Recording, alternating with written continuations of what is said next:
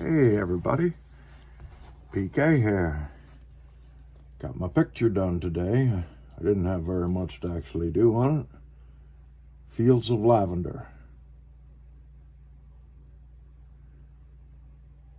I had to finish the barn up today. A little blue in the background there in the mountain, in the low spot, glacier effect, and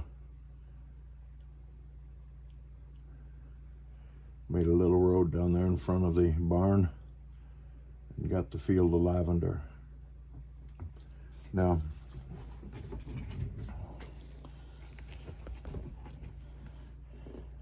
I don't know how you could help from liking that color. That is a most beautiful color, I think. I even put my lavender color shirt on today just to go along with my picture. I thought that was cool. But lavender is a herb that's a light purple in color, and the oil from lavender is used as medicine, and it's used for anxiety and to combat stress, insomnia, depression, dementia, and for mood stabilization. Now, please, I'm not a doctor, and if you were to ask me, could you prove any of that? I cannot. I'm only reading to you what comes up when I write the word lavender into my search, what it's used for, okay? But then I searched into the idea and the context of what, if lavender is ever mentioned in the Bible. And lavender is mentioned in the Bible under the Bible name of spikenard. The Greek name for lavender is spikenard, and I hope I'm saying that right. But it's close enough for what we're doing. It's used in purification rituals and for healing, perfumes for priests, and for cleansing in the temples and buildings where they worshipped.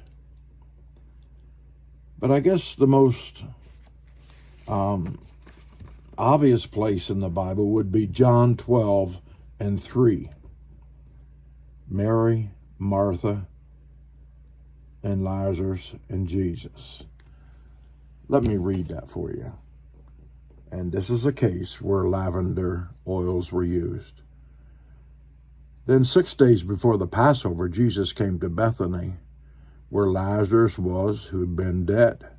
This was after he'd been dead and raised from the dead by Jesus, whom he had raised from the dead. There they made him a supper, and Mary served. But Lazarus was one of those who sat at the table with Jesus.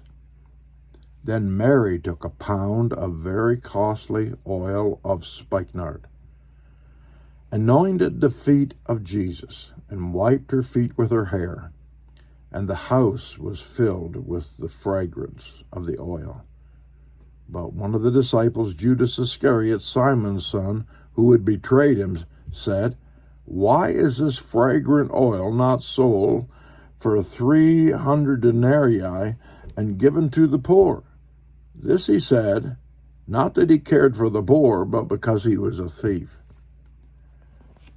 And he had the money box. That means he was the treasurer for the group, okay? And he used to take what was put in it. And Jesus replied and said, "Leave her alone. She has kept this for the day of my burial. For the poor you're going to have with you always, but me you do not always have." And he was referring to the moment when he would die, give his life for you and I on the cross of Calvary. Now, that all being said, first of all, it's a beautiful color. I think just that color is enough to it makes me feel good. Now, the aroma of lavender, it's a fresh When you breathe it in, it opens you up. It makes you, it revigorates you. It's a healthy smell. It makes you feel good. The oils of it are farmers are farming lavender in a big way in certain parts of the world. I haven't seen any in Adams County or Franklin County, but that's beside the point. There are places geographically where the weather conditions are perfect for raising that, and they're raising it because it's being used. The business of oils is a big-time business nowadays, how that the oils can affect your body and help you. That being all said, I have to ask myself, where did lavender come from? Along with all of the other precious plants, came from God. And every one of them has a purpose that God intended for his children to use. I believe if we only knew the purpose behind all the plants that could help us, I believe the Native Americans used to live here. I believe they had a handle on that. We don't know nothing about it, very little about it. I believe it's being investigated and it's coming more to light all the time. But I'm saying that God was concerned about our happiness and our well-being. He doesn't want us to be anxious, or he doesn't want us to be filled with anxiety and fret and depression and discouragement. Millions of people struggle against that. I've even had my own times when I struggled against that. If a person has mood swings, they say that lavender is good for people who have mood swings. Well, I thank God for putting that here. That seems to me to be a no-brainer. That just seems to me to be a good thing. Learning how to use it, not to abuse it, and to have the benefits from something God has put here.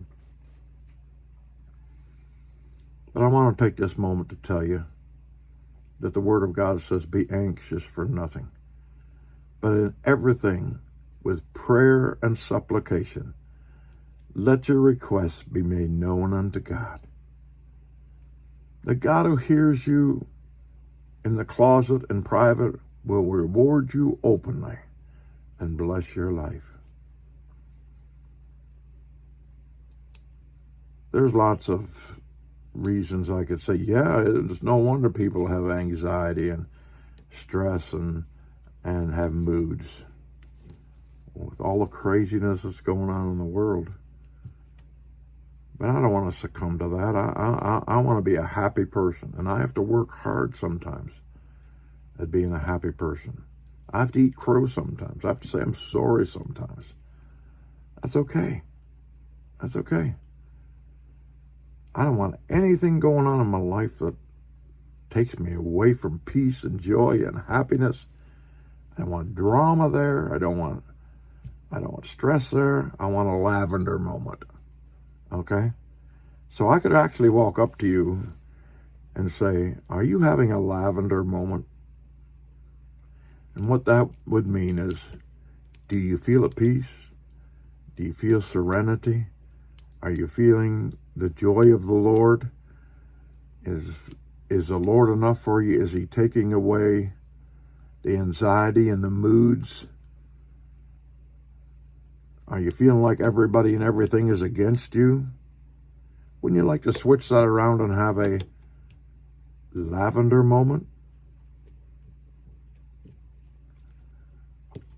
We've covered time and time again all the things it takes to have a lavender moment.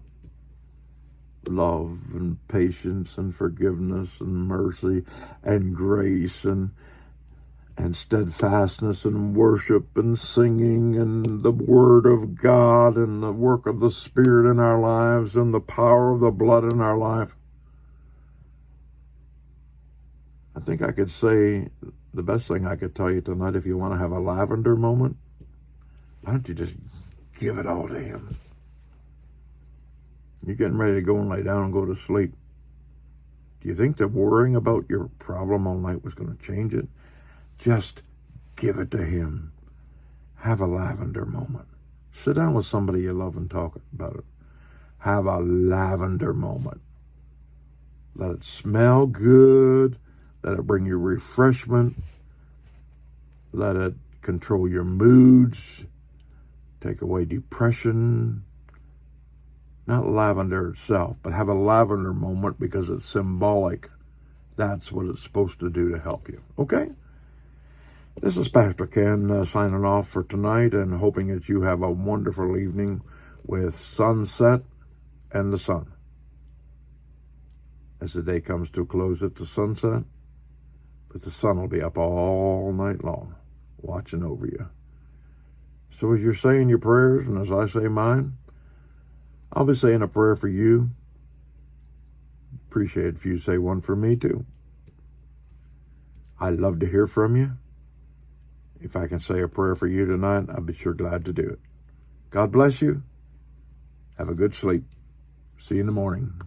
God bless.